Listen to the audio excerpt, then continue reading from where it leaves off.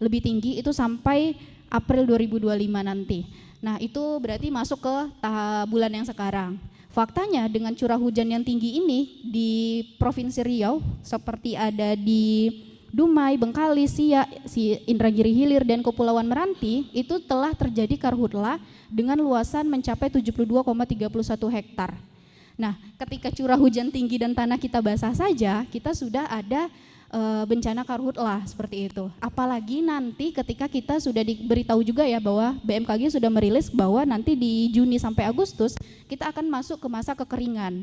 Gimana kalau nanti dari masa kekeringan?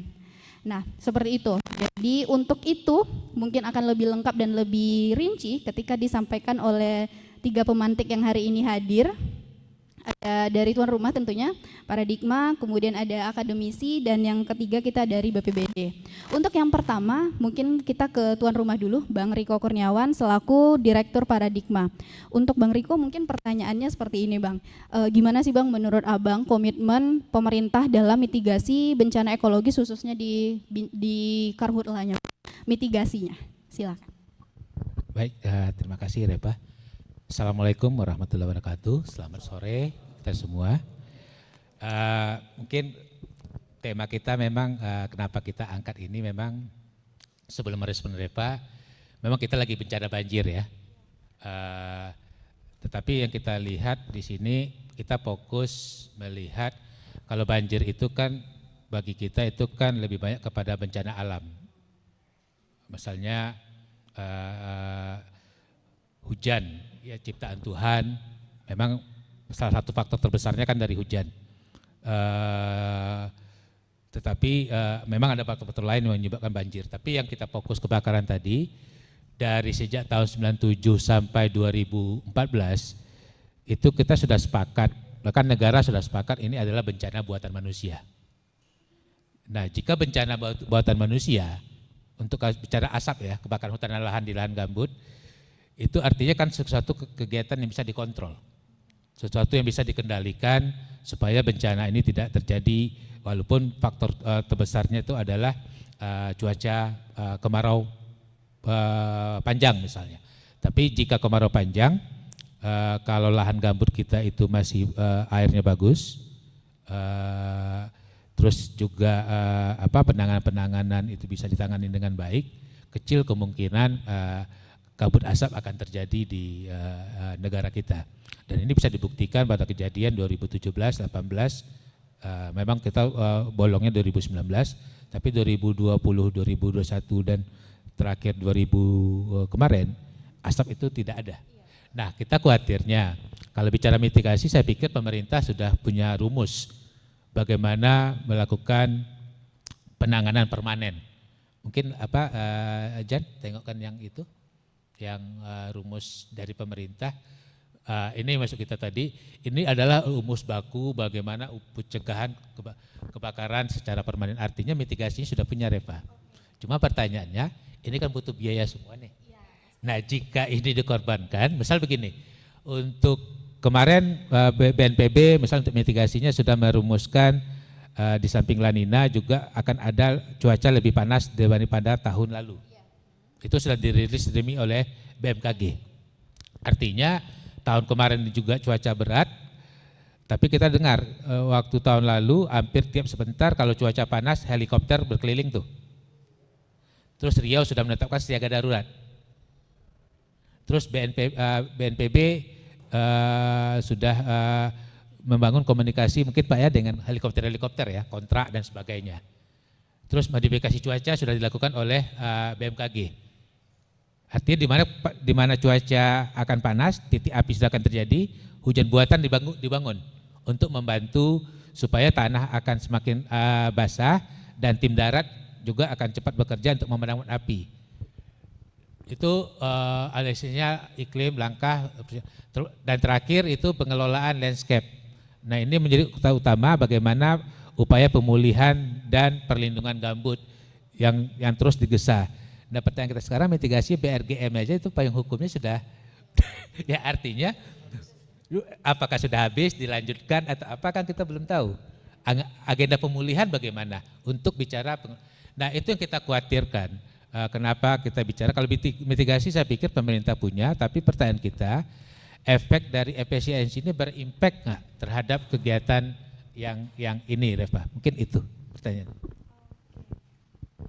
Oke, berarti tadi secara pemangkasan juga kita belum tahu ya Bang ya, apakah ini masuk ke dalam pemangkasan itu dimitigasi dan sebagainya. Tapi intinya terjadi pemangkasan defisit anggaran itu gitu.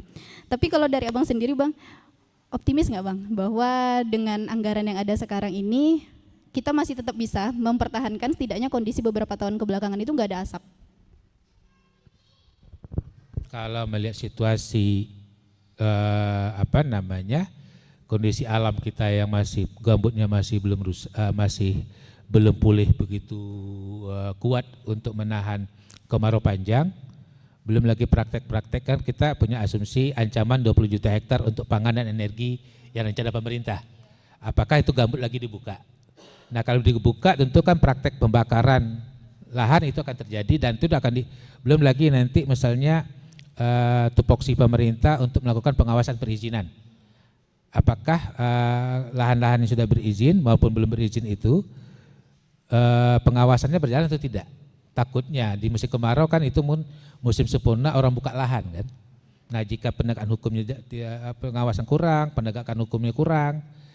Nah terus juga kita lihat komitmennya pemerintah saat ini itu kan tidak lebih banyak pandangan mereka itu kepada bencana ekologis.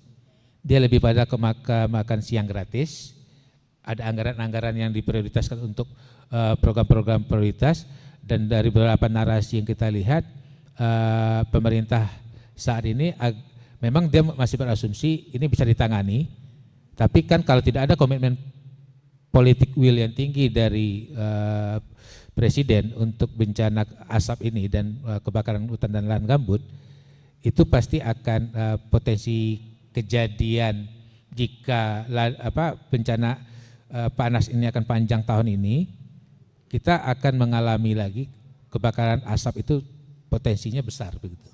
Kecuali yang ini bisa dijawab masih berjalan dengan rumusan tahun lalu.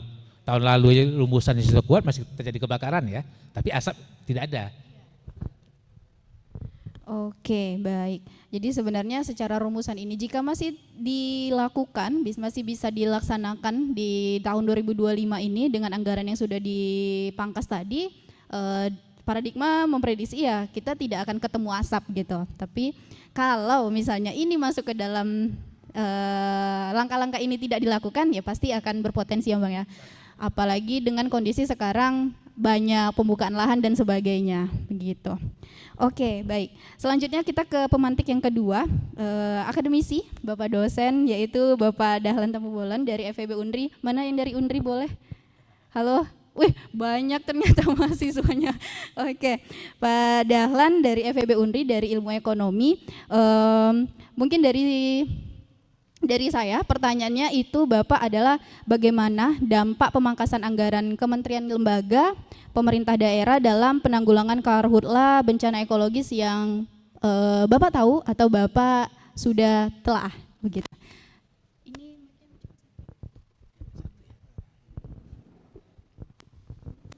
Assalamualaikum warahmatullahi wabarakatuh. Kalau berkenaan dengan ekologisnya mungkin tidak domain saya, tapi saya bicara berkenaan dengan pemangkasan anggaran.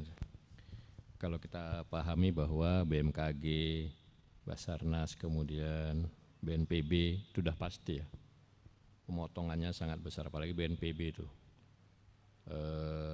tinggal 800 miliar ya, potongannya sangat banyak. Kemudian Kementerian Kehutanan juga, BMKG dan Basarnas.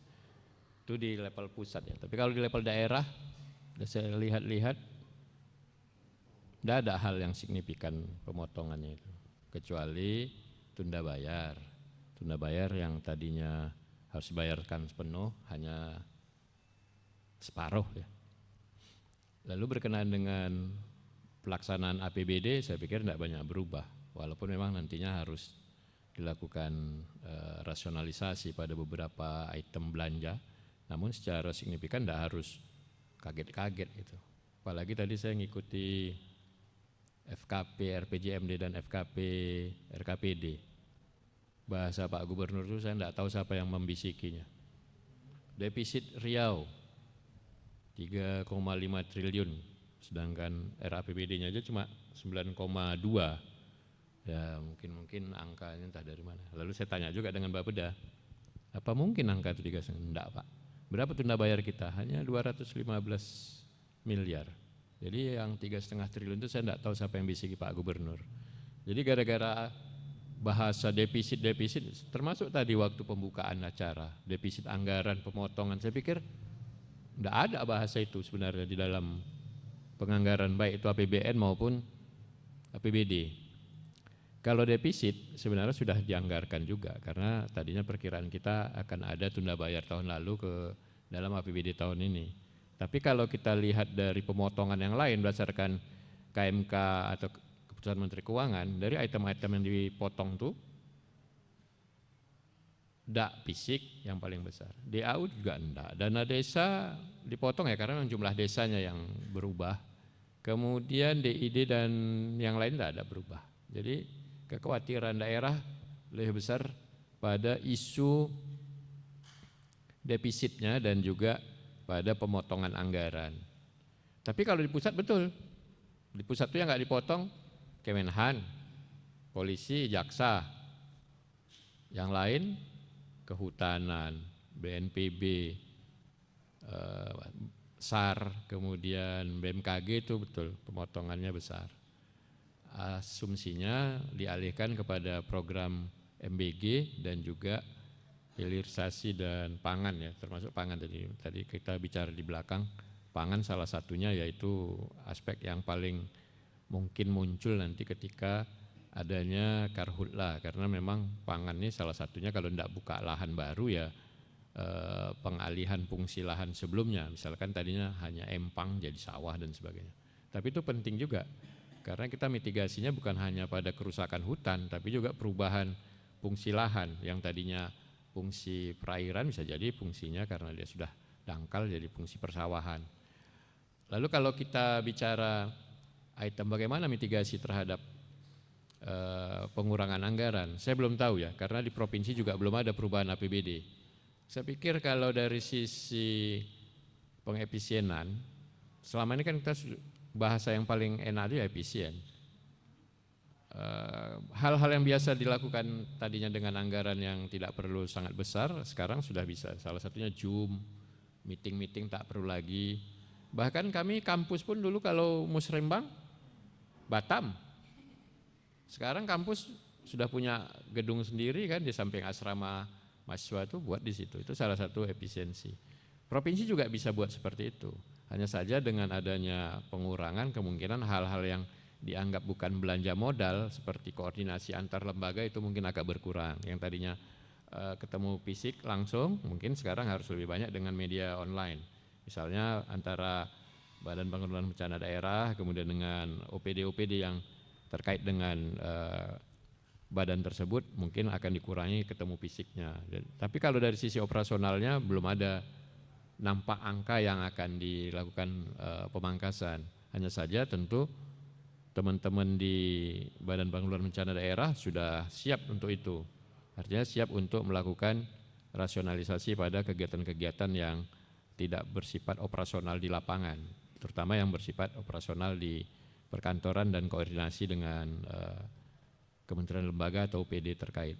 Yang pasti yang akan berkurang tentu koordinasi ke pusat yang tadinya datang langsung, sekarang semuanya medianya sudah online. Walaupun kadang-kadang memang kalau kita tengok teman-teman di Pemda, ketika di akhir tahun itu seringkali menghabiskannya tidak begitu rasional, terutama untuk belanja-belanja fisik yang kenapa selalu pembayaran di akhir. Kemudian berkenaan dengan karhutla, karena karhutla sebenarnya sudah khusus ditangani oleh Badan Penanggulangan Bencana Daerah, tentu OPD yang lain lebih banyak pada sifat sosialisasi dan juga koordinasi, misalnya kepolisian, kemudian Pol PP itu juga harus berfungsi karena Pol PP kan tugasnya menegakkan perda. Kalau sudah ada perda berkenaan dengan pengelolaan lahan, berkenaan dengan kebakaran hutan, harusnya Pol PP-nya yang menegakkan perda, sedangkan Badan Penanggulangan Bencana daerahnya kalau ada bencana terjadi. Kemudian berkenaan dengan munculnya isu-isu kekhawatiran atas habisnya APBD karena dibayar gaji semua, gaji aja sudah 4,5, gaji dan belanja rutin lainnya sudah 4,5 triliun, termasuk belanja untuk peralihan tenaga honorer ke P3K, bukan hanya gaji, termasuk tunjangannya. Ini memang yang dikhawatirkan oleh teman-teman di pemerintah daerah, walaupun kekhawatiran itu bukan karena Inpres dan KMK tadi, tapi memang sudah niat dari awal untuk melakukan efisiensi atas belanja yang sudah ditetapkan pada RKP tahun 2025 tahun lalu. Artinya pada gubernur atau pelaksana gubernur yang lalu dijalankan tahun ini, dan itu juga sudah muncul di Rantek RPJM periode yang lalu. Mungkin itu bisa sampaikan di awal berkenaan dengan mitigasi dan sebagainya. Oke, baik, terima kasih Bapak untuk paparannya. Mungkin teman-teman sekalian saya bisa bacakan ya beberapa kementerian atau lembaga yang terlibat dalam penanggulangan karhutlah yang terkena pemangkasan. Seperti yang pertama itu ada Kementerian Kehutanan, itu dari 5,1 T, setelah pemangkasan itu ada di 3,9 T. Kemudian Kementerian Lingkungan Hidup itu dari 1,07 T itu menjadi 754 miliar. Kemudian BNPB daerah itu dari 1,4 triliun menjadi 956,6 miliar. Kemudian untuk Mabes TNI 11,63 triliun menjadi 7,9 triliun. Polri dari 226,8 triliun menjadi 106 triliun. BMKG dari 2,8 triliun menjadi 1,42 triliun. Dan Provinsi Riau itu ada potensi hilang 50% dari yang pagu awalnya itu di 9,2 triliun.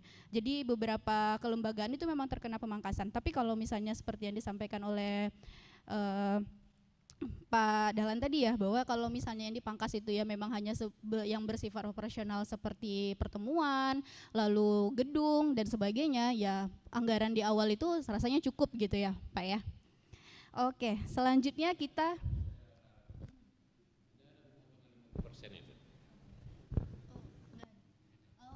Oke, baik. Oke, selanjutnya kita ke pemantik ketiga kepada Pak Jim Gafur, yaitu Kepala Bidang Kedaruratan di BPBD Riau. Benar Bapak ya? Oke. Selamat datang Bapak, sebelumnya ini kali pertama di Paradigma Pak. Ya, oke, selamat datang sebelumnya Pak Jim. Kemudian untuk Pak Jim mungkin pertanyaan saya Pak, bagaimana dampak pemangkasan anggaran terhadap penanggulangan karhutla di Riau yang ditangani oleh BPBD Bapak sejauh ini? Baik, terima kasih. Assalamualaikum warahmatullahi wabarakatuh. Saya hormati rekan-rekan semua yang hadir di sini. Memang benar kita tidak ada pemotongan, yang ada itu efisiensi. Ya. Efisiensi ini sudah kita lakukan satu kali. Ya, pada saat awal-awal Bapak Presiden Prabowo dilantik dan menyampaikan program-program kerja beliau, dan pada saat itu secara lisan beliau menyampaikan akan melakukan efisiensi, sehingga pemerintah daerah Provinsi Riau langsung menyampaikan kepada seluruh OPD untuk melakukan efisiensi sebesar 50%. Nah ini efisiensi bukan pemotongan ya. Jadi APBD sudah disahkan pada saat itu, tapi belum ditetapkan DPA-nya, kita langsungkan efisiensi 50%. Dan baru-baru ini Pak, kita dikirim surat lagi oleh Bapak Sekda selaku TAPD, itu melakukan efisiensi lagi. Ini ada 10 item yang harus dilakukan, antara lain perjalanan dinas, terus ATK, terus biaya cetak, dan ada saya lupa ini, termasuk juga sewa gedung dan sebagainya. Ini juga ada bervariasi, ada yang 50%, ada yang 70%, ada yang 30%, tergantung itemnya. Ini sedang proses, artinya kita sedang dilakukan penyusunan ini, sedang kita telaah mana yang harus kita prioritaskan, ya, yang memang tidak perlu kita efisiensikan, dan mana yang memang perlu kita efisiensikan. Jadi khusus kita di BPBD Provinsi Riau ini, kita harus memilah dan memilih yang mana yang memang menjadi prioritas kita. Salah satunya adalah kebakaran hutan dan lahan ini. Artinya bahwa karena kita mengurusi bencana ini bukan hanya Karhutla ya, termasuk tadi baru kita alami banjir di mana-mana, dan juga nanti pasti ada bencana-bencana yang lain yang memang berpotensi yang ada di Provinsi Riau ini. Dan itu semua di dalam satu kegiatan itu, inilah yang mungkin menjadi prioritas kita dan kita usulkan untuk tidak dilakukan efisiensi. Karena kalau ini diefisiensi, apa yang kita khawatirkan dalam diskusi ini tentunya akan terjadi ya. Nah, artinya bahwa sebenarnya penanggulangan Karhutla ini ya, ini bukan hanya satu pihak, benar ada beberapa instansi yang terlibat, makanya ini adalah terpadu, dan setiap kita melakukan operasi ini kita harus menetapkan satgas terpadu, karena tidak bisa kita BPBD sendiri. Memang di dalam Impres 3 2020 BPBD sebagai koordinator ya di daerah, tapi dan satgasnya adalah kepala daerah, bagi provinsi gubernur, wakilnya adalah Danrem atau Pangdam atau dan Kapolda, dan kepala BPBD sebagai salah satu wakil di dalam satgas tersebut. Dan anggotanya semua sektor, termasuk dari LHK yang ada di sini, misalkan Manggala Agni, Balai Besar KSDA juga, termasuk juga dari P3S-nya sebagai pemantau ISPU, Dinas Kesehatan juga, termasuk TNI Polri yang memang bertugas membantu dalam penanggulangan Karhutla. Dan juga di dalam satgas juga itu ada satgas mitigasi juga, pencegahan, melakukan sosialisasi ya, melakukan diseminasi tentang Karhutla, dan ini setiap tahun kita harus laksanakan. Nah, berkaitan dengan efisiensi ini sedikit banyak memang menjadi pemikiran kita ya, bagaimana kita mengoptimalkan anggaran yang ada sehingga apa yang kita khawatirkan terjadi bencana asap yang akan muncul kalau memang ini terjadi, ini tidak terjadi. Sebenarnya di BNPB Pak, BNPB rekan-rekan semua, itu memang yang diefisiensikan itu adalah dana rutin, sama seperti di daerah, dana yang memang sudah dianggarkan, yang direncanakan ya untuk digunakan di rumah. Tetapi di BNPB itu ada dana siap pakai. Dana siap pakai ini tidak ada pemotongan atau efisiensi dan lain sebagainya ya. Itu karena memang dana itu harus standby terus untuk seluruh bencana ya, Karhutla, gempa bumi, banjir dan lain sebagainya. Dan inilah yang memang kalau kita lihat menjadi andalan ya bagi penanggulangan bencana di Indonesia ini, karena ini tidak dilakukan efisiensi. Termasuk juga di Riau. Ya, jadi untuk termasuk salah satu kalau BMKG memang itu diefisiensikan, dia yang memang sebagai penyelenggara, sekarang kan BMKG ini sebagai penyelenggara OMC, operasi modifikasi cuaca, dulu kan BPPT atau BRIN, sekarang di BMKG, ini bisa juga menggunakan dana DSP ya. Jadi operator ataupun penyelenggaranya BMKG, tapi sumber dananya bisa dari dana DSP yang ada di BNPB. Demikian juga operasional untuk helikopter, baik itu patroli ataupun waterbombing, itu juga menggunakan dana DSP. Nah, sedangkan memang kita di provinsi ini untuk melakukan upaya penanggulangan bencana ini memang kita dianggarkan di dana rutin, tetapi apabila memang sangat membutuhkan kita juga bisa menggunakan dana BTT. Nah, tapi tahun ini kita nggak tahu juga Pak, BTT yang tersedia di provinsi ini seperti apa, karena tadi secara umum APBD juga berkurang ya. Nah, berkurang tentunya pasti dana BTT juga akan berkurang ya. Kalau dulu mungkin ada 10 sampai 20 miliar setiap tahun ada dianggarkan BTT, tapi sekarang belum tentu, karena mungkin separuh itu juga mungkin nggak sampai ya. Nah, jadi ini yang kita optimalkan ya, tapi kita diuntungkan ya saudara-saudara sekalian. Alhamdulillah biasanya ya, mungkin Bang Riko juga tahu, bulan Februari kita tuh sudah kemarau Biasanya kebakaran itu walaupun sekarang memang sudah ada kebakaran sampai dengan 70 sekian hektar, tetapi tidak signifikan untuk terjadinya. Tetapi kalau kita bandingkan beberapa tahun yang lalu itu bulan Februari ini kondisi normal kemarau, puncak kemarau pertama di Riau. Nah itu bulan Januari itu udah mulai itu titik-titik api muncul, akhirnya puncaknya di bulan kemana inilah. Makanya kita setiap bulan Februari biasanya kita menetapkan status darurat karhutlah. Nah, tapi tahun ini sama dengan tahun kemarin juga itu masih hujan dan malah banjir, sehingga mundur. Nah, tetapi mungkin tadi disampaikan bahwa nanti puncak kemarau yang nanti malah di Juni atau Juli Agustus ya, seperti itu. Karena di Riau ini kalau sudah mulai masuk bulan April Mei itu udah masuk hujan lagi, udah masuk musim hujan lagi. Nah ini jadi kita diuntungkan itu. Jadi ya, waktu biasanya kita mulai dari Februari sampai dengan Oktober itu kita masih kering, tapi ini sudah agak mundur karena tadi ada fenomena La Nina. Nah kalau memang prediksi BMKG setelah La Nina lebih panas, nah ini yang kita harus antisipasi lebih awal ya.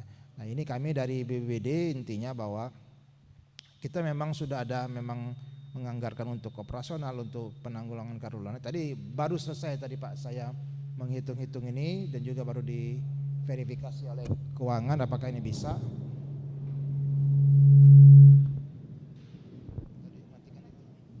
Oke.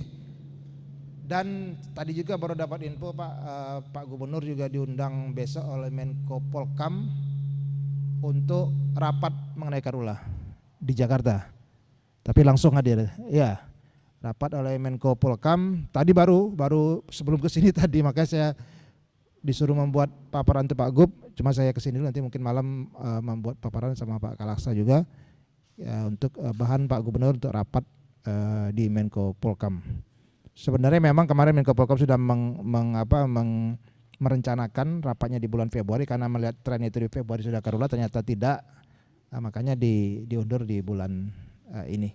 Demikian mungkin kurang lebih Mbak, kasih. Oke, lalu Pak kan beberapa daerah itu pasti udah udah terkena dampak karhutlah di awal tahun ini gitu. Reva mau tanya beberapa daerah yang sekarang statusnya itu masih di kondisi darurat asap, terus habis itu potensi karhutlah kita di 2025 ini berarti munculnya tuh di bulan kalau dari BPBD kan biasanya ada peta kerjanya tuh kan Pak. Nah itu kita kemungkinan di bulan berapanya itu apakah berdasarkan BMKG tadi saja atau dari BPBD udah ada gambarannya Pak? Ya, jadi kalau secara umum kita dalam kondisi normal, ini semua wilayah Riau ini 12 kabupaten kota ini potensi karhutlahnya ada. Ya, kalau kondisi normal, artinya bahwa kemarau ya, dan itu akan mudah terbakar dan mudah dibakar. Nah, jadi tetapi karena ini masuk hujan, jadi yang kami amati, kami analisa yang terjadi karhutlah sepanjang dari bulan Januari sampai dengan bulan Maret ini daerah-daerah pesisir. Karena di situ ternyata tidak hujan, kering. Kita di sini saja yang berbasa-basa terus, ternyata di situ tidak hujan. Memang ada hujan sekali, setelah itu seminggu, 2 minggu enggak hujan. Itulah terjadi yang baik. Di Bengkalis, terutama kami kemarin operasi juga di Bengkalis selama seminggu kemarin. Itu memang sangat panas sekali, kering. Kita dapat informasi di Pekanbaru hujan lebat, di sini hujan lebat, Kampar hujan lebat, segala macam ya banjir dan bukaan PLTA Kota Panjang. Nah, jadi ini memang kalau BMKG menyatakan bahwa daerah pesisir Meranti, Bengkalis itu area non musim, tidak bisa diprediksi hujannya. Di sini hujan, di sana tidak hujan. Ya, di sini tidak hujan, di sana hujan. Nah, jadi ini memang daerah inilah, daerah pesisir ini mulai dari Dumai kemarin sudah ada, terus Bengkalis, ya panas Pak. Pelawat kami tanya mereka di sini banjir-banjir, di sana panas-panas. Nah inilah yang mungkin uniknya di Riau ini, ya. Selain memang dibelah Katulistiwa, juga 2 kali puncak musim kemaraunya, dan juga ada beberapa daerah yang tidak bisa diprediksi hujannya. Dan biasanya juga dalam kondisi normal itu memang mulai dari utara itu sudah mulai kering duluan, ya mulai Rohil, Dumai, Meranti, pesisir itu duluan kering. Nanti baru terakhirnya masuk ke Inhu, Kuansing itu yang mulai kering. Makanya biasanya di atasnya kita di sebelah utara ini kemarau, di sebelah baratnya masih basah.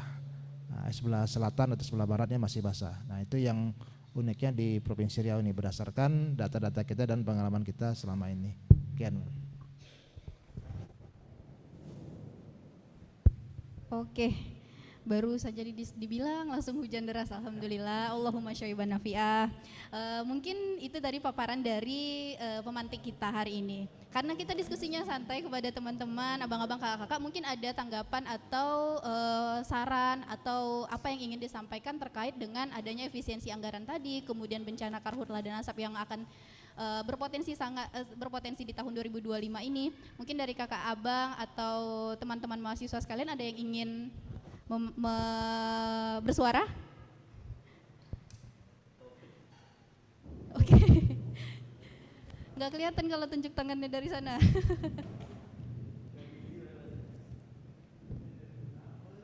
Raffi mungkin ada yang mau disampaikan? Oke, silakan.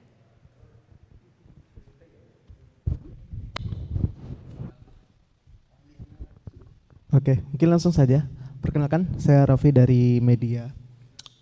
Mungkin ingin bertanya ke Pak Jim mungkin ya, dari BPBD. Sejauh ini, kan ini masih musim hujan gitu kan. Kan udah Bapak jelaskan tadi El Nino dan sebagainya. Nah, kira-kira ada nggak penambahan helikopter waterbombing gitu dari pusat? Karena begini, dana transfer pusat kan belum cair sejauh ini gitu kan. Nah, maka ini kan tanggung jawab dari pusat juga untuk perhatian ke daerah khususnya Karhutla, Kalimantan, Riau dan sebagainya. Apakah ada pemberian heli waterbombing dalam tahun ini pengadaan?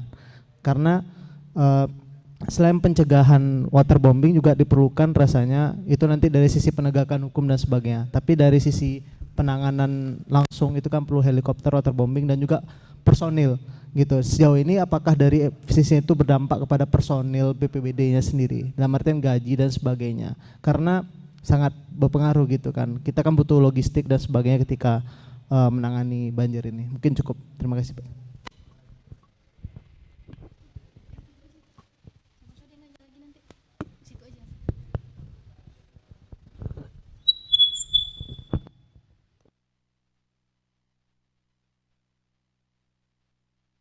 Baik, terima kasih.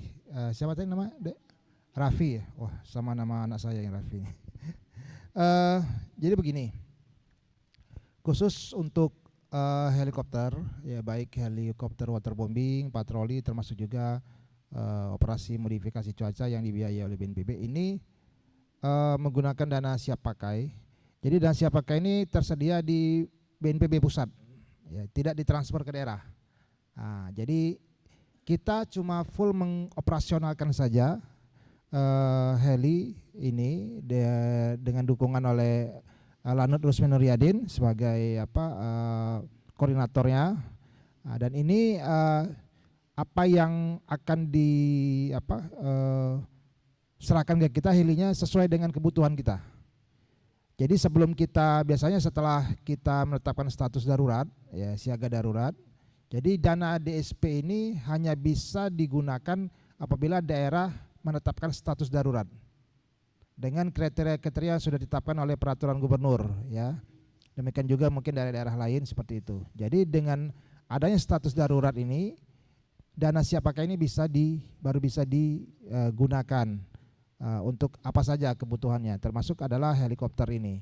Nah, setelah kita menetapkan status darurat, gubernur dalam hal ini akan mengajukan permohonan kepada BNPB untuk mendukung atau membantukan helikopter. Nah, kita membuat analisa kebutuhan. Analisa kebutuhan ini sesuai dengan daerah rawan kita, kejadian kita beberapa tahun, dan ini sudah rinci ya, rigid termasuk personil-personil yang ada, sehingga baru muncul kebutuhannya berapa yang memang diperlukan di Provinsi Riau. Nah, misalkan kita tahun kemarin kita membuat suatu analisis kebutuhan 6-8 heli waterbombing. Nah, jadi tapi itu bisa saja ditambah karena ada peningkatan misalkan, peningkatan titik api yang ada sehingga dibutuhkan lagi penambahan. Ini jadi bisa saja terjadi seperti itu. Nanti kita akan bersurat lagi kepada Kepala BNPB untuk penambahan heli. Jadi ini sangat fleksibel sesuai dengan kondisi dan situasinya seperti apa. Nah, termasuk juga personil-personil. Jadi dana DSP ini juga bisa mendukung operasional untuk tim darat juga, ya.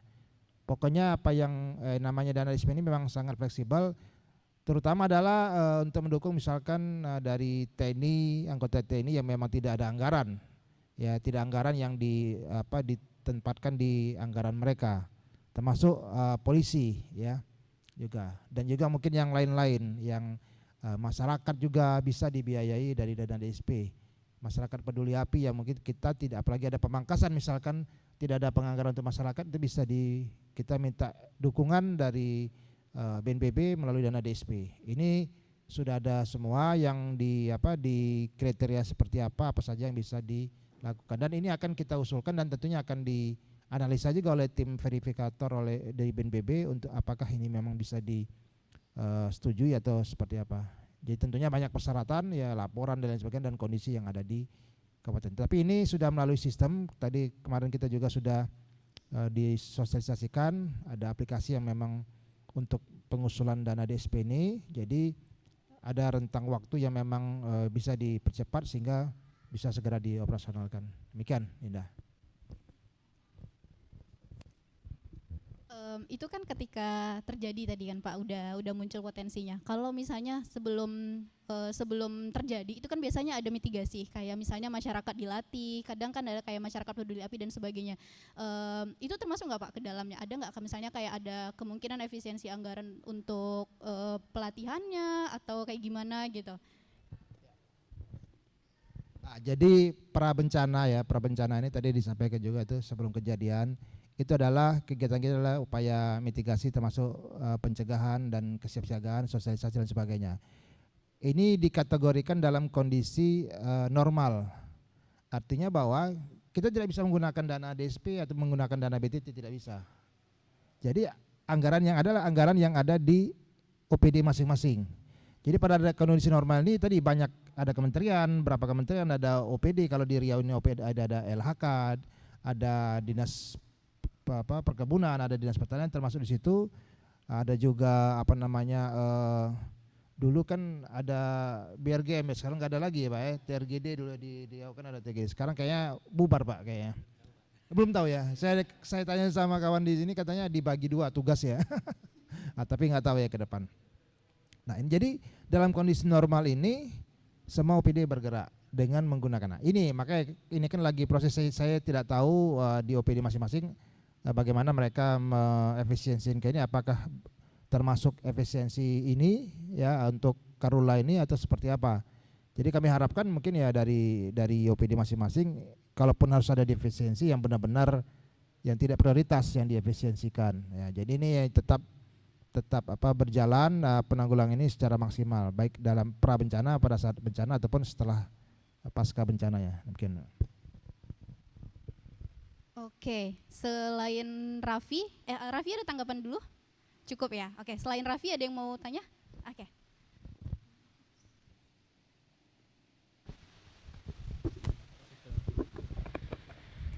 Baik, sebelumnya saya Arif dari mahasiswa.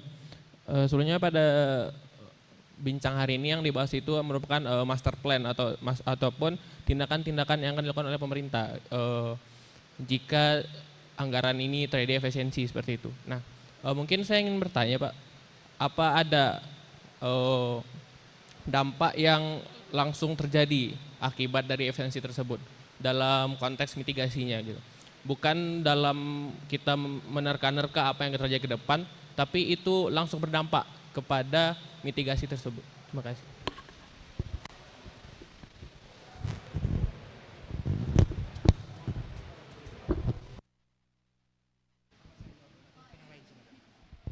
Baik, saya coba menjawab juga. Ya, kalau memang ada efisiensi di kegiatan, contoh ya, kegiatan sosialisasi. Ya. Jadi ya memang sekarang kan lagi proses sih. Tentunya kan saya belum bisa memastikan mana saja yang diefisiensikan. tentunya akan sangat berkaitan. Contoh misalkan sosialisasi kepada masyarakat, ya jumlahnya 50, setelah defensi mungkin tinggal separuh 25 orang. Itu contoh ya seperti itu. Nah, tapi kan tentunya ini yang bisa berkaitan langsung sosialisasi yang bertemu. Tetapi dengan mungkin inovasi dan lain sebagainya bisa melalui selebaran. Bisa kita buatkan selebaran, buatkan spanduk untuk mensosialisasikan. Ya, tadi termasuk dari kata Bang Riko tadi bisa juga melalui Zoom, ya. Nah, tapi di dalam anggaran awal kita pertemuan langsung, ya, dengan masyarakat, sosialisasi bagaimana, termasuk juga bagaimana kita melakukan pembukaan lahan tanpa bakar dan lain sebagainya. Tapi nanti tetap tujuan tercapai tapi dengan cara yang berbeda, yang lebih efisien. Nah, itu salah satu contoh, ya. Tetapi namanya mitigasi tetap berjalan, ya. Bisa saja kita tidak mengumpulkan tapi petugas yang door to door ke masyarakat selama ini seperti juga. Ya, kita dari Babinsa juga dilibatkan, Babin Kamtibmas menempelkan himbauan-himbauan kepada masyarakat, ya. Termasuk juga sanksi-sanksi yang ada itu, dan sekarang juga ada beberapa OPD juga sudah menyiapkan itu, ya, untuk himbauan-himbauan melalui selebaran-selebaran, dan itu tentunya akan jauh mengefisiensikan, ya. Nah, ini tentunya mudah-mudahan efisiensi, efektif juga, gitu kan. Jangan cuma efisien tapi tidak efektif. Nah, itu kan nggak dapat ini ya, nggak dapat tujuannya. Demikian.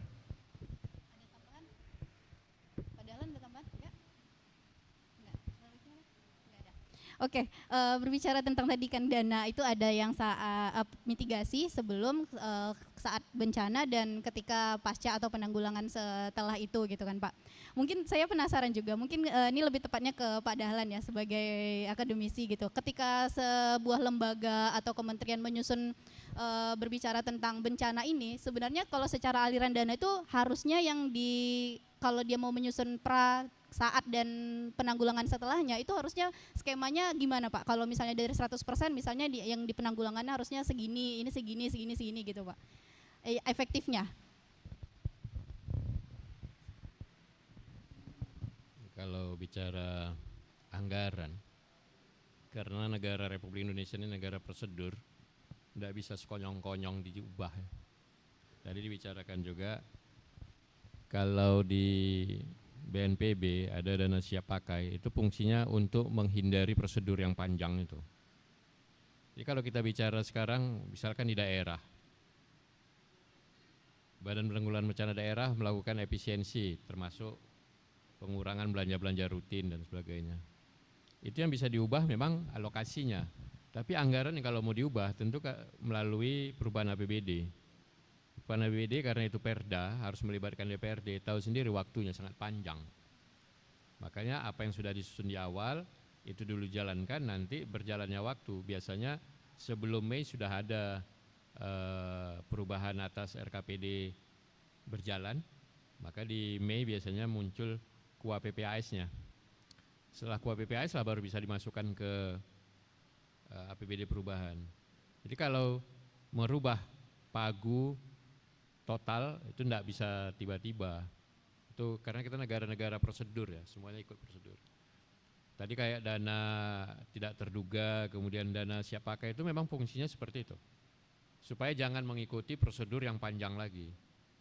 Tapi berkenaan dengan jumlah yang harus diubah, itu masing-masing OPD menyampaikan ke TAPD-nya, ke Sekda, baru itu dijadikan dasar untuk perubahan APBD. Apakah yang direncanakan saat ini tidak tepat maka diubah? Bukan tidak tepat. Tapi kalau kita melihat histori, data yang digunakan itu selalu data yang sudah lampau. Untuk perencanaan 2025 itu datanya data 2023, bukan data 2024. Bahkan bukan realisasi 2024 yang dijadikan dasar untuk penggunaan anggaran 2025, tapi tahun 2023, itu dari data. Sedangkan data saja sudah seperti itu, ada kemungkinan berubah pada periode berjalan, apalagi dengan adanya instruksi Presiden. Tentu ini satu kesiapan bagi daerah untuk segera melakukan perampingan anggaran pada belanja-belanja rutin yang tidak bersifat operasional lapangan, dan juga untuk mengefisiensikan berbagai program dan kegiatan yang bersifat sosialisasi, diseminasi, FGD dan sebagainya bisa diefisiensikan. Tanpa dilakukan perubahan dalam APBD-nya, nanti ketika pertanggungjawaban juga kepala daerah akan susah. Karena bisa dianggarkan 9,2, ketika dipertanggungjawabkan angkanya sudah berubah. Makanya tetap harus ada prosedur mulai dari masing-masing OPD melakukan penyisiran atas kegiatan yang bersifat mendesak, kemudian bersifat prosedural atau rutin, lalu dipilah. Itu yang ditawarkan kepada Bapeda kembali untuk diantarkan menjadi RKPD untuk tahun berjalan yang akan diubah, lalu bisa masuk ke KUA PPAS yang akan dibawa TAPD bertemu dengan Panggar di DPRD untuk dibicarakan bersama. Biasanya April sudah mulai orang untuk melakukan persiapan perubahan. Tapi kalau ini dengan kondisi yang lebih mendesak, tentu bisa lebih cepat supaya ada kepastian hukum atas pelaksanaan anggaran. Kalau tidak nanti temuan di ujung tahun ya. Kita memang pernah kejadian ketika COVID, belanja itu tiba-tiba katanya aman, tapi sudah berapa rumah sakit yang belanjanya setelah 2 tahun, 3 tahun dikorek-korek kembali temuan. Jadi ini jangan sampai efisiensi yang katanya udah dijamin oleh APBN bahwa memang akan ada perubahan oleh pusat, jangan sampai daerah nanti diubah sendiri tanpa ada perda yang memayunginya. 2-3 tahun kemudian jadi temuan. Yang saya khawatir temuannya bukan karena temuan dari pihak luar, tentunya yang dari internal sendiri, ngorek-ngorek dan keluar itu ya. Mungkin itu bisa sampaikan, prosedur tetap dijalankan. Dan yang tadi biaya tidak terduga serta dana siap pakai tadi itu salah satu upaya untuk melakukan tindakan lebih cepat tanpa harus mengikuti prosedur yang panjang. Terima kasih. Oke, baik. Oke, silahkan Bang Mizi dari Fitra. Sorry Bang, maaf Bang Taufik. Aduh, maaf sekali Bang. Inisialnya T kan? Oke, ini tepat nih berbicara tentang anggaran ya Bang ya. Silakan Bang. Bismillahirrahmanirrahim. Assalamualaikum warahmatullahi wabarakatuh. Selamat sore teman-teman dan pemantik. Ada narasumber, ada dari BPBD, ada Bang Dahlan Tambu Bolon, Pak Dahlan, dan ada Bang Riko. Sebenarnya ini menarik ya diskusi yang kita sampaikan pada sore hari ini. Dan sebenarnya ini nyambung juga nih besok Bang Riko. Besok kita buka bersama di Fitra Riau. Jadi kita lebih mengupas terkait dengan persoalan anggaran ya, terutama anggaran Karhutla. Tadi saya ngorek-ngorek terkait dengan belanja Karhut kita. Belanja Karhut kita minim Pak. Dia 2 OPD, BPBD dan Dinas Lingkungan Hidup dan Kehutanan. Kalau kita lihat untuk tahun 2025 itu belanjanya sampai 3 miliar.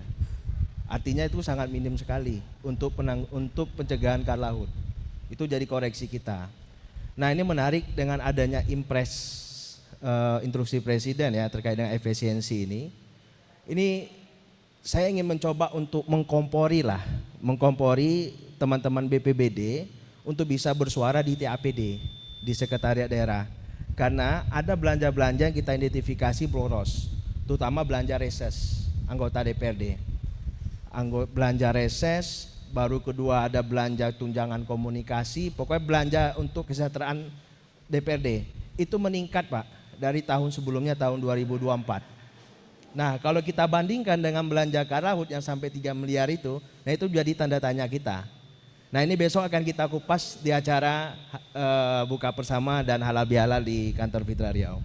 Nah ini menjadi catatan kita bagaimana pemerintahan gubernur baru ini Pak Wahid dan Pak S.E. Faryanto itu bisa memaksimalkan terkait dengan pencegahan Karhut dan pengendalian kebakaran hutan. Karena kalau kita lihat dari anggarannya minim, baru ada belanja-belanja yang boros, ditambah lagi itu belanja reses itu. Ada lagi belanja-belanja terkait dengan pembiayaan rumah tangga. Rumah tangga misalnya pengadaan lemari, bangku segala macam. Nah itu hampir ratusan miliar untuk belanja tersebut. Nah ini jadi tanda tanya kita, kenapa bicara soal hajat hidup orang banyak, kenapa anggarannya minim? Nah ini menjadi sebuah koreksi kita bersama. Mungkin teman-teman media mungkin bisa kejar, ikut sama-sama kita kompori bagaimana anggaran BPBD itu bisa meningkat dalam tanda kutip untuk peningkatan pencegahan karhutla. Nah sama penanganan kebencanaan lainnya. Karena kita kalau dulu di tahun karhutla tahun sebelumnya itu Provinsi Riau itu menggunakan dana darurat, Pak. Ya kan? Karena tidak ada lagi potensi anggaran yang dapat digunakan di belanja OPD, maka dia gunakanlah dana anggaran daruratnya.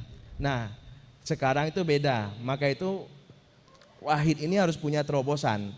Jangan sampai ketika ada bencana asap, tiba-tiba langsung dia sibuk ke kalang kabut cari dana mana nih. Nah, sekarang itu mungkin mulai bisa mengidentifikasi mana anggaran yang tidak perlu, tolong dicoret dan dialihkan ke anggaran-anggaran yang lebih penting. Nah, itu catatan bagi saya. Nih saya coba untuk mengkompori dinas BPBD ya untuk bisa ya Pak Dahlan lah sebagai akademisi ya, sebagai teman dekatnya Pak Wahid kemarin sudah datang ya kemarin kan berkunjung ke kediaman rombongan alumni Undri kan. Nah ini kan menarik juga bahwasanya UIN enggak kemarin Undri kan yang datang kan. Nah ini menarik juga Pak, bahwasanya kita sama-sama lah ikut untuk mengontrol dan mengompori lah untuk pejabat gubernur yang saat ini. Nah itu baru provinsi. Nah bagaimana di daerah? Nah di daerah ini terdampak juga Pak. Nah soal efisiensi lagi ya. Riau itu penompangnya adalah transfer, dana transfer. Nah dana transfer kita memang meningkat, cuma meningkatnya berapa persen. Tapi PAD kita itu jelas anjlok. Nah itu bagaimana kita bisa memaksimalkan belanja pendapatan asli daerah kita itu lebih kita bisa tingkatkan. Kalau transfer kita meningkat lah 5%, 3% ya, tapi sedikit peningkatannya. Tapi kalau untuk PAD kita itu makanya untuk pajak kendaraan motor, balik nama, nah itu perlu dikompori lah bagaimana bisa pemerintah saat ini bisa maksimal dalam memaksimalkan pendapatan. Apa perlu evaluasi itu Bapendanya. Terima kasih. Assalamualaikum warahmatullahi wabarakatuh. Baik, terima kasih Bang Taufik untuk komporannya. Besok ya Bang ya diskusinya ya Bang ya. Berarti setelah ini besok kita gantian di fitrah buka puasanya ya Bang ya. Oke, selain itu ada lagi teman-teman atau ada mau tanggapan dulu? Baik, terima kasih. Kalau saya sih melihatnya tadi kan kita lebih banyak kepada bicara upaya penanganan ya. Yang akar persoalannya terkait dengan penyebab kebakaran itu kita melihat belum banyak pihak terutama pemerintah yang punya komitmen political will yang kuat dalam konteks bagaimana pembenahan dan penataan penyebab dari persoalan tadi. Misalnya istilah kita bencana ekologis, kalau bicara kebakaran, tentu kan paling besar kita itu kan adalah lahan gambut ya. Nah Riau kan salah satu provinsinya lahan gambut. Terus upaya-upaya pemulihan, perlindungan, itu kita melihat trennya saat ini berkurang. Terus tren untuk bicara ekonomi melambat dijawab dengan akan ada bicara misalnya untuk kebutuhan pangan dan energi. Itu lagi nanti kan ancamannya juga kan ke itu. Nah, oke lah tadi kita bicara anggaran memang kalau anggaran itu kuat misalnya dari modifikasi cuaca, pemadaman, penegakan hukum, koordinasi itu maksimal, mungkin kecil kemungkinan akan terjadi nah kita takutnya di situasi alamnya yang dirusak atau alamnya yang belum pulih ini dibakar baik secara sengaja maupun tidak sengaja, kita kan akan gagap misalnya melihat sama lah seperti kejadian 2013-14. Adapun duit, adapun alat. Kalau kemaraunya parah tidak akan mampu dipadamkan. Begitu juga dengan kejadian Amerika tadi ya. Itu kan negara kaya ya. Ya karena memang faktor kalau mereka kan beda tuh alamnya. Tapi itu juga artinya poin kita tadi di ininya di pemulihan lingkungan dan perlindungan lingkungan. Ya, yang khawatir kita ancaman yang di depan mata itu tadi ancaman untuk pangan dan energi, terus juga untuk memperbanyak investasi berbasiskan lahan yang tata kelolanya juga memang sekarang ini sudah banyak pembenahan ya, misalnya untuk kasus sumber daya alam masuknya di kasus tipikor, misalnya kayak kasus Duta Palma, kasusnya Timah, kemarin pagar laut dan sebagainya. Artinya kan sudah mulai mudah-mudahan di alam ini juga upaya perlindungan permanennya untuk supaya gambut kita mulai pulih dan basah lagi, itu akan menjadi jaminan tidak ada lagi kebakaran di masa depan. Ini poin kita yang mau kita giring ke situ sebenarnya. Bagaimana arah pembangunan dari nasional, provinsi sampai daerah, komitmen di dalam perlindungan dan pengelolaan lahan gambut yang sebagai penyebab kebakaran itu terjadi parah jika gambutnya kering.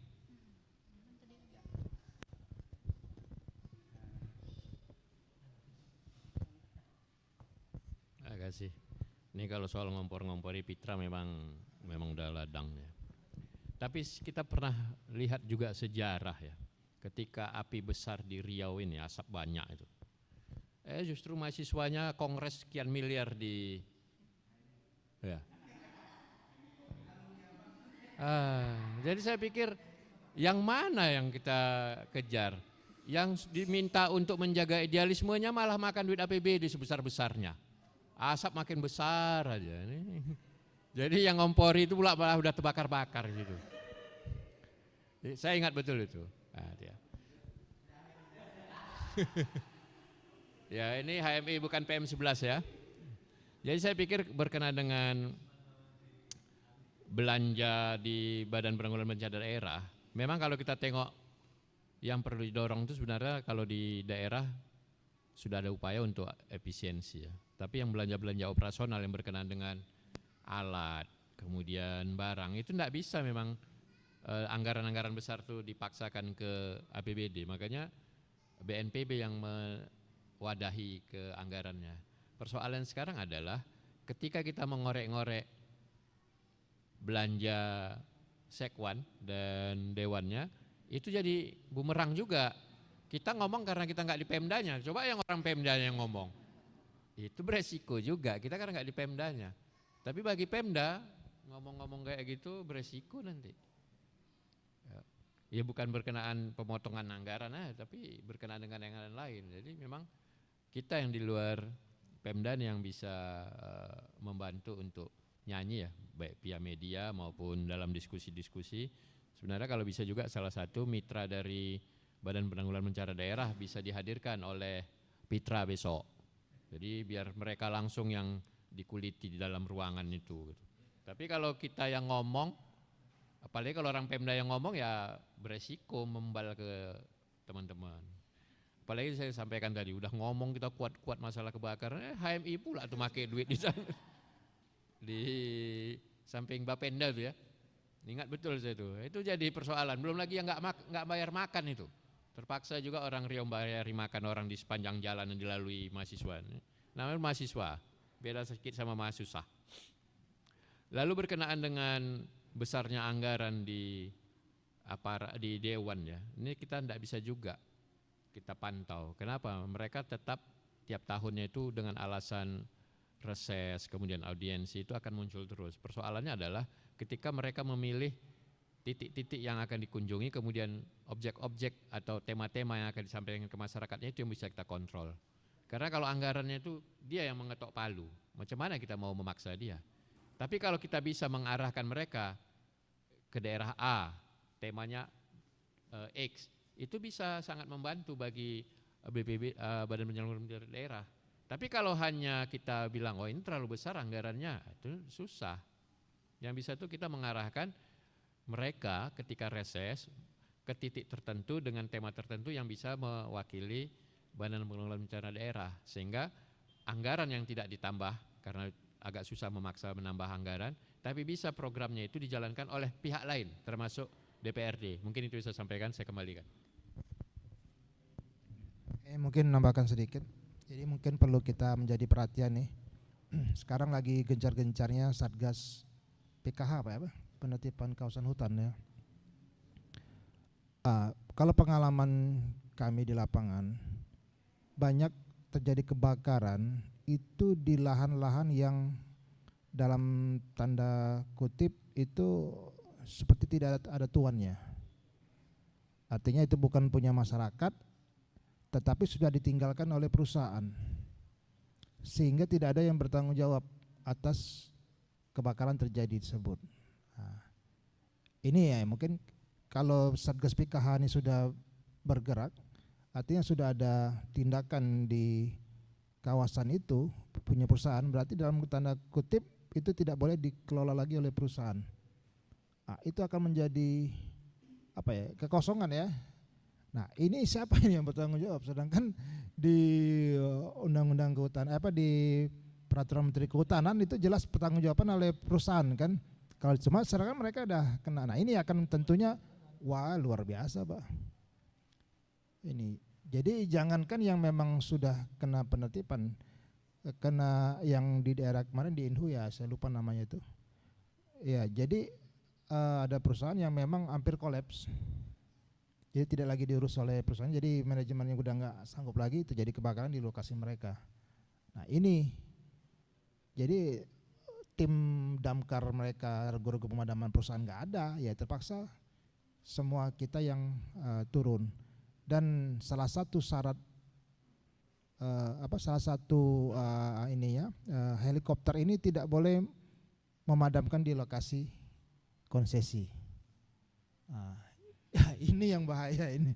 Jadi kalau sudah luar biasa besar itu, aduh, memang sangat-sangat susah kita, Pak. Apalagi kalau tidak ada air ya, tidak ada ini, itu memang akan sangat susah dan lama ya pemadamannya. Ini yang berpotensi terjadinya asap ya. Nah, ini jadi yang memang ini, jadi mungkin perlu kita perhatikan bagaimana mekanisme PKH ini. Artinya Satgas PKH ini apakah setelah mereka mengeksekusi perusahaan tersebut, siapa yang bertanggung jawab? Apakah kembalikan di LHK kan? Ya berarti kan kembali ke pemerintah. Kalau punya pemerintah berarti misalkan ada terjadi kebakaran, heli bisa turun seperti itu kan. Jadi tidak salah kita mengoperasional heli untuk pemadaman situ. Nanti kalau kita tidak ada statusnya itu perusahaan itu masih punya perusahaan, ya kita disalahkan. Nah, ini kena juga nanti kan. Pernah dulu kena temuan. Jadi ya mungkin perlu menjadi perhatian kita semua, karena di provinsi Satgas PKH tidak dilebatkan orang provinsi.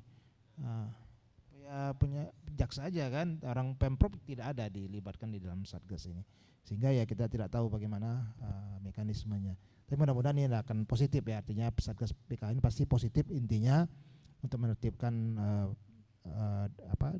daerah-daerah yang memang ilegal, sehingga itu mungkin bisa dikembalikan ke asalnya gitu. Terima kasih. Untuk yang udah terbakar di Januari sampai Maret ini yang 72 hektar tadi itu ada yang di perusahaan nggak Pak? Yang udah terbakar di Januari sampai Maret ini, kan itu udah ada sekitar 70-an hektar ya, itu ada yang di perusahaan?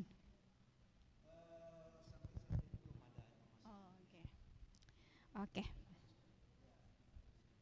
Siap. Ada lagi teman-teman sekalian? Oke, silakan Bang Besta. Apakah Bang Besta juga akan mempromosikan buka bersama? Cek. Baik, terima kasih. Assalamualaikum warahmatullahi wabarakatuh. Selamat sore. Perkenalkan Bapak, Ibu, saya Besta dari Perkumpulan Elang. Karena ini diskusi gitu ya, mungkin saya juga ingin mungkin ini jadi bahan diskusi saja. Saya jadi penasaran gitu ya, apakah efisiensi ini, walaupun tadi tidak ada pemotongan kata Pak Dahlan, tapi Pak J mengatakan efisiensi. Apakah efisiensi ini kemudian berpengaruh signifikan terhadap kinerjanya BPBD? Kinerja di daerah, perangkat-perangkat di daerah baik BPBD misalnya atau kayak DLHK dan lain sebagainya. Karena kalau kita lihat memang efisiensi yang didorong itu adalah efisiensi pada hal-hal yang tidak substansi sebenarnya. Tidak substansi, perjalanan dinas, lalu kegiatan-kegiatan FGD, koordinasi dan lain sebagainya. Tadi kalau saya lihat dari apa yang disampaikan oleh Pak Jim, sebenarnya itu tidak terlalu berpengaruh terhadap kinerja BPBD, gitu ya. Saya jadi berpikir apakah memang sebenarnya efisiensi itu memang dibutuhkan, karena selama ini pemerintah menganggarkan membuat anggaran di belanjanya itu memang bukan pada hal-hal yang substansi. Saya pernah membaca anggaran belanjanya waktu itu ada tim restorasi gambut daerah TRGD. Itu belanjanya yang paling besar itu adalah untuk tadi seperti yang disampaikan Fitra, membeli gorden, membeli AC, membeli kursi, sofa dan lain sebagainya. Lah ini apa hubungannya dengan restorasi gambut gitu kan? Nah, saya sampai pada kesimpulan bahwa jangan-jangan pada taraf tertentu efisiensi itu memang dibutuhkan agar anggaran yang dibelanjakan itu memang pada hal-hal yang substansi. Mungkin itu, Reva. Terima kasih. Oke, baik. Ada tanggapan? Oh, ya, izin Reva. Saya nambahin sedikit aja terkait diskusi kan tadi tentang efisiensi gitu ya. Sebenarnya seperti yang disampaikan Taufik tadi, selain persoalan efisiensi itu yang paling penting sebenarnya juga political will gitu ya, keberpihakan terhadap alokasi anggaran. Seringkali kalau bisa bicara tentang kegiatan-kegiatan berkaitan dengan lingkungan dan masyarakat ya, perhutanan sosial, pencegahan karhutla, itu anggarannya nggak ada. Tapi sebenarnya kita punya anggaran kan, 9,2 triliun misalnya, itu cukup besar. Itu bagaimana nanti tentu ini gubernur ya untuk punya alokasi yang lebih besar terhadap isu lingkungan. Karena rutinitasnya itu OPD DLHK itu ya sekitar 150 miliar aja per tahun, itu kecil sekali sebenarnya.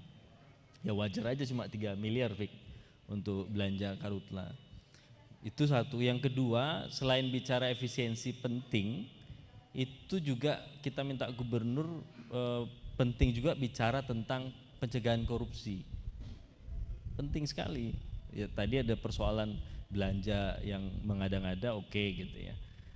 Terus yang kedua, selain itu korupsi ini penting juga memastikan anggarannya itu berjalan. Kemudian yang kedua, selain APBD, sebenarnya isu lingkungan ini ada potensi-potensi anggaran lain.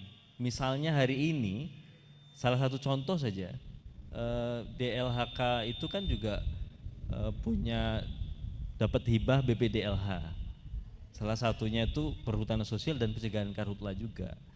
Sebelumnya juga di Desember kemarin dapat hibah 9 miliar dari pusat. Terus akhir 2023 itu dapat dana juga dari BRGM. Nah ini penting ya untuk pencegahan karhutla, itu 17 miliar lebih. Tapi ada dugaan korupsi di situ untuk restorasi gambut dan mangrove. Jadi penting juga bicara tentang pemberantasan dan pencegahan korupsi. Kalau kita mau anggaran ini bukan hanya efisiensi tapi juga efektif, Reva. Satu lagi, kalau bicara pengendalian karhutla ya di BPBD kita udah lihat lah, datanya juga jelas ya, selalu update gitu terkait dengan penanganan. Tapi memang bukan di BPBD saja seharusnya kalau bicara tentang pencegahan atau pengendalian karhutla.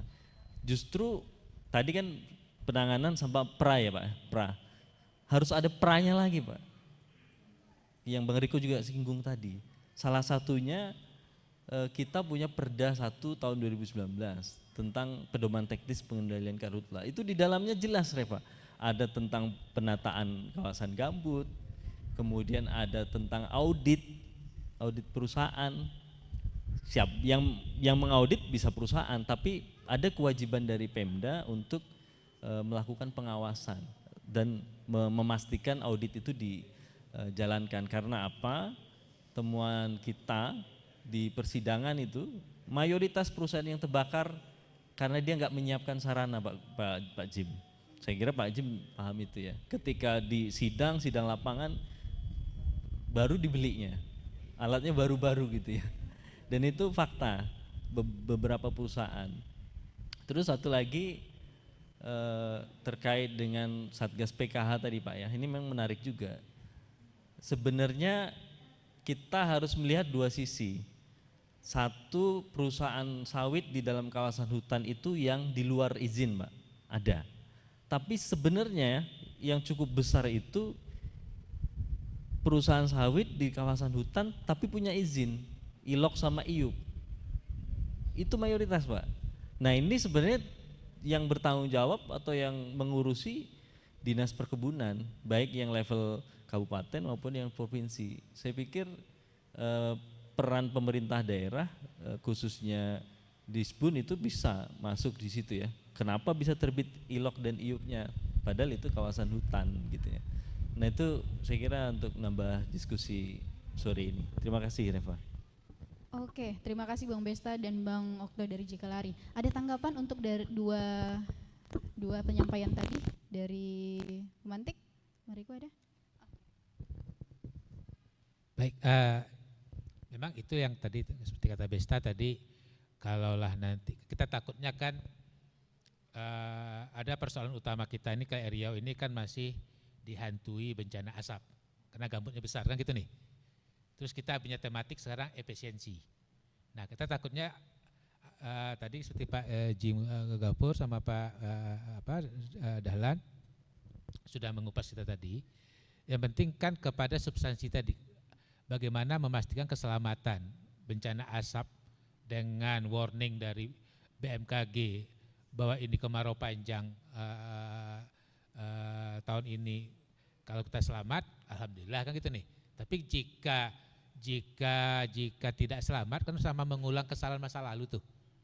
Di mana dampak kebakaran ini, dampak asap ini kan akan banyak merugikan di saat negara juga lagi susah nih.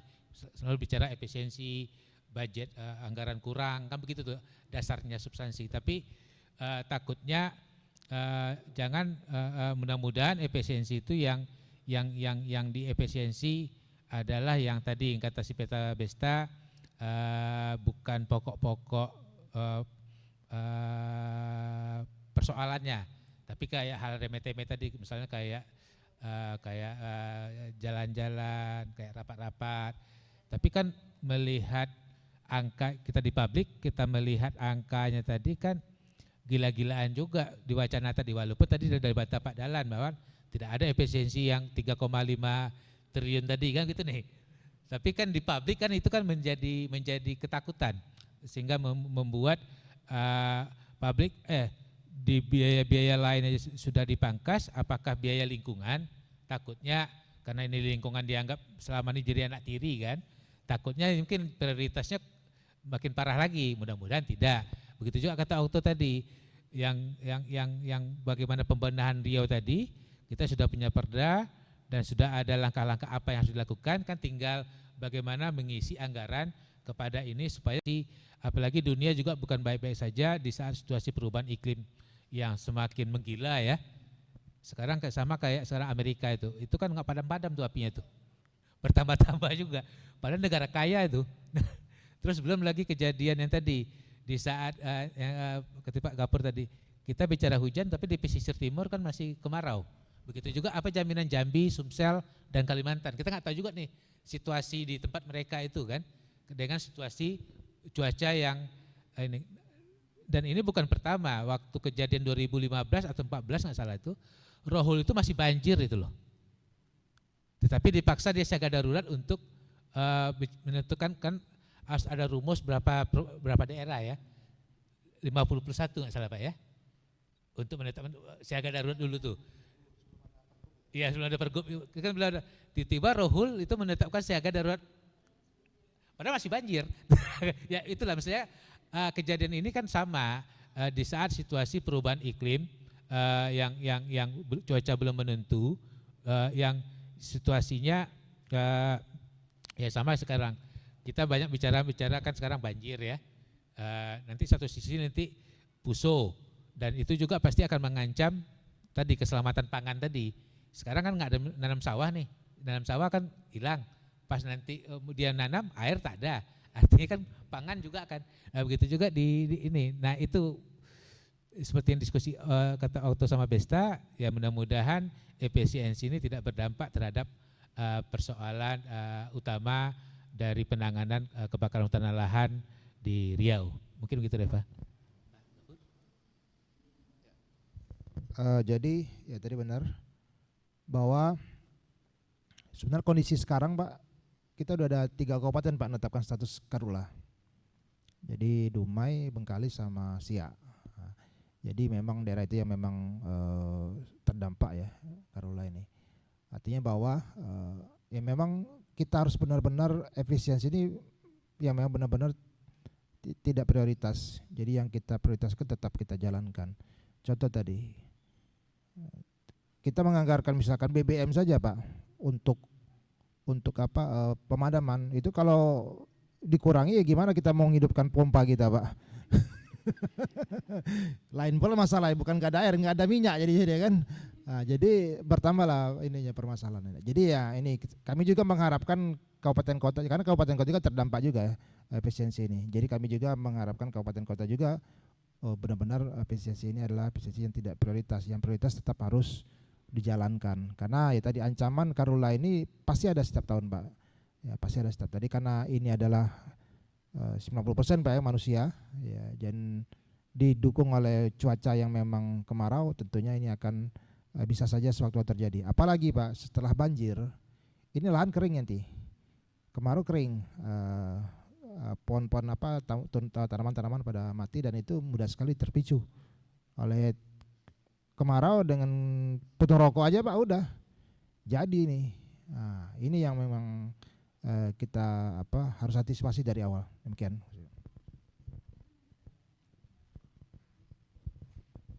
Oke, baik, itu dia tadi tanggapan untuk menanggapi pernyataan dari Bang Okto dan Bang Besta. Ada lagi teman-teman sekalian dari yang di ruangan sana, ada yang mau menanggapi? Tidak ada?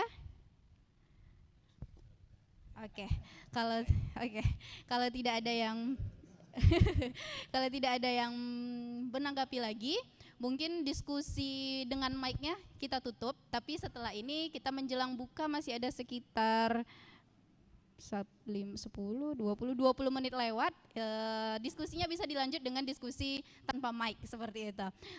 Mungkin itu aja teman-teman dari diskusi yang hari ini kita laksanakan, bincang lingkungan terkait dengan efisiensi anggaran yang dilakukan, apakah ada dampaknya terhadap bencana lingkungan, terutama bencana ekologis di Karhutla. Dari paparan tadi ya bisa kita ambil ya petikannya bahwa sebenarnya efisiensi ini mungkin aja memang sangat dibutuhkan, karena bisa memangkas anggaran-anggaran yang tadinya bisa kita potong atau kita redam seperti perjalanan dinas dan sebagainya. Namun bukan hanya itu, selain anggaran ini mesti efisien, juga harus efektif sesuai dengan apa yang disampaikan oleh keseluruhan orang-orang yang berpendapat tadinya. Begitu. Mungkin itu aja. Sekali lagi saya ucapkan terima kasih kepada Pak Dahlan, terima kasih Pak Jim, terima kasih Bang Riko, terima kasih untuk kepada seluruh yang sudah menyampaikan pendapatnya. Saya Reva Dina Asri selaku MC hari ini, mohon maaf dan jangan pulang ya, kita masih ada hidangan untuk berbuka di azan maghrib nanti. Oke, mungkin itu aja. Sekian, terima kasih. Assalamualaikum warahmatullahi wabarakatuh.